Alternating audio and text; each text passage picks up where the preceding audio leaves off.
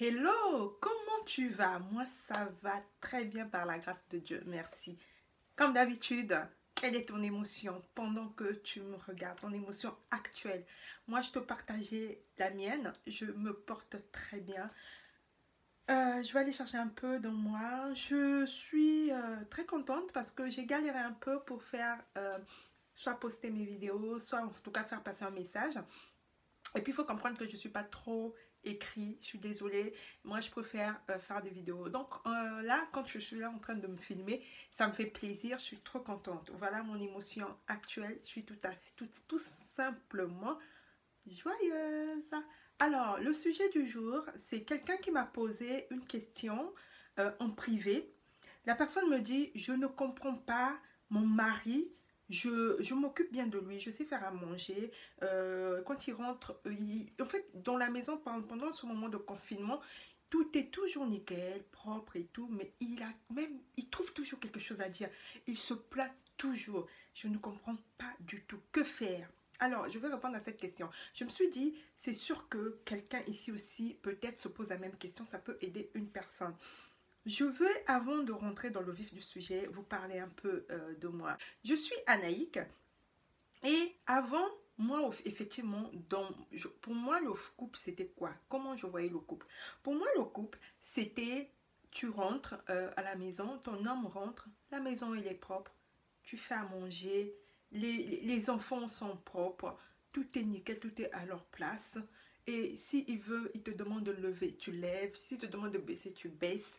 Et c'était tout. Donc quand on te dit lever, baisser, baisser. Et pour moi, c'était ça le couple. Et je comprenais pas.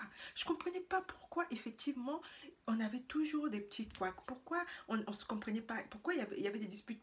Il y avait pas que lui, en fait. C'était pas juste lui que je comprenais pas. Je me comprenais pas aussi, moi. Pourquoi j'étais pas satisfaite? Qu'est-ce qui n'allait pas? Parce qu'en fait, c'est par rapport à l'éducation. Certaines personnes n'ont pas eu vraiment une éducation claire par rapport au couple. Mais d'autres personnes ont péché à gauche, à droite. Rien qu'en écoutant les gens, moi je me disais que c'était ça le couple. Et une fois j'ai dit à mon mari, je ne comprends pas quoi. Je comprends pas, moi je me disais que le couple c'était bien, c'était tout beau, tout rose. Mais je me rends compte que c'est compliqué. Et là il rigole, il me regarde et dit, mais pourquoi tu dis ça? Pourquoi c'est compliqué? Je pense que c'est toi qui compliques les choses. Et là, ça fait un tilt dans ma tête.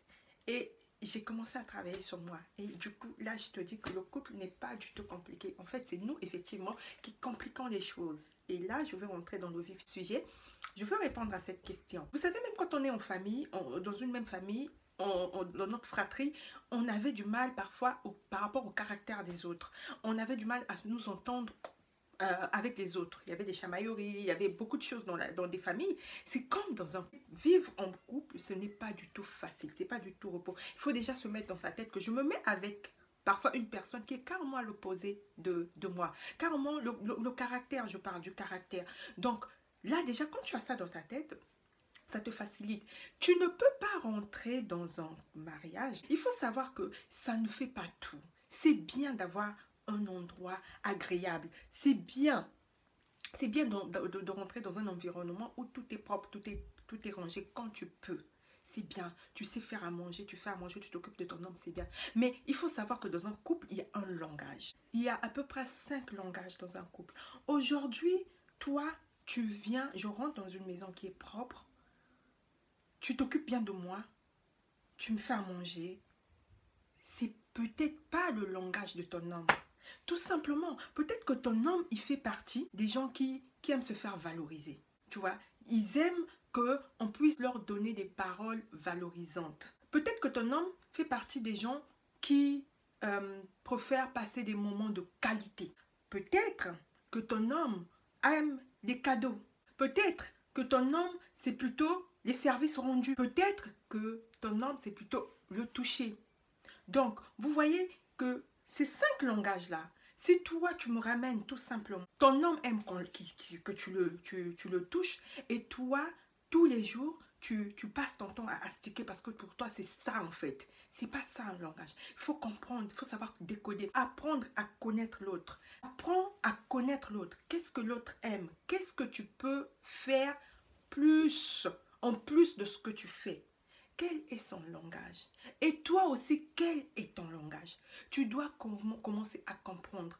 Tu dois commencer à chercher. Tu dois commencer à vouloir faire des choses en donnant à ton homme. Et tu lui donnes pour qu'en retour, lui aussi te donne. Tu poses parfois la question à ton homme. Tu sais, une fois, c'est l'homme qui se plaignait. Il dit, ma femme me dit qu'elle aime les fleurs. Je lui offre des fleurs et là, elle s'est fâchée parce que je lui offre des fleurs tout le temps. C'est tout simplement parce que c'est pas son langage. Elle a dit qu'elle aimait les fleurs, mais c'est pas pour autant que c'est des fleurs qu'il faut lui offrir tous les jours pour que tu puisses lui prouver cet amour, pour que tu puisses lui faire plaisir. Aujourd'hui, ça peut être les fleurs, elle est contente, mais demain, ça peut être autre chose. Il faut être honnête. Sois honnête dans ton couple. Tu dis à ton homme ce que toi tu aimes. Écoute chérie, je pense que on ne se comprend pas. J'essaie de faire des efforts sur telle chose, mais toi tu trouves toujours quelque chose de négatif derrière. Je veux comprendre. Euh, Moi par exemple, c'est plus facile parfois de commencer par soi.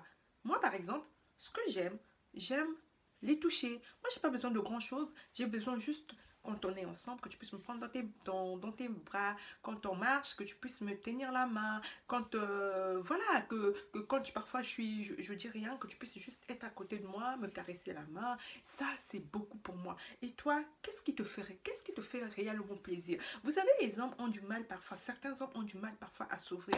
Ne t'imagine pas. Au cas contraire, essaye. Essaye. Prends un peu les 5 langages. Essaye de parler avec ces 5 langages.